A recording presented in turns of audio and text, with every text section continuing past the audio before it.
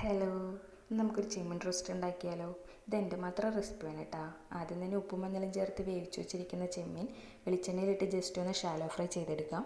പിന്നെ അതിലേക്ക് അരിഞ്ഞു വെച്ചിരിക്കുന്ന ഇഞ്ചി, വെളുത്തുള്ളി, പച്ചമുളക്, തേങ്ങാക്കൊത്ത്, സവാള ഇട്ട് വാട്ടിയെടുക്കാം.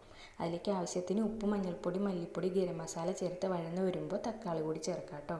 തക്കാളി നന്നായിട്ട് വരുന്ന സമയത്ത് നമ്മളതിലേക്ക് ആദ്യം ചെമ്മീൻ വേവിച്ച വെള്ളം ഉണ്ടല്ലോ, അതുകൂടി ചേർത്ത് കൊടുക്കാം. ഈ വെള്ളത്തിൽ ഗ്രേവി ഉണ്ടായി വരുമ്പോൾ നല്ല ടേസ്റ്റ് ആയിരിക്കുമേ.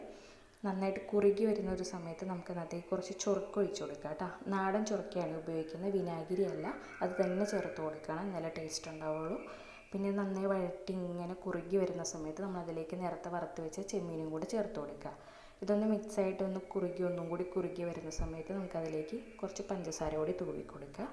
പഞ്ചസാര കൂടി ഇട്ട് കഴിയുമ്പോൾ ഒരു പ്രത്യേക ടേസ്റ്റാണ്. നിങ്ങളിങ്ങനെ ട്രൈ ചെയ്തിട്ടില്ലെങ്കിൽ എന്തായാലും ട്രൈ ചെയ്യണം കേട്ടോ. എന്നിട്ടൊന്ന് കമൻറ്റ് ചെയ്യണേ.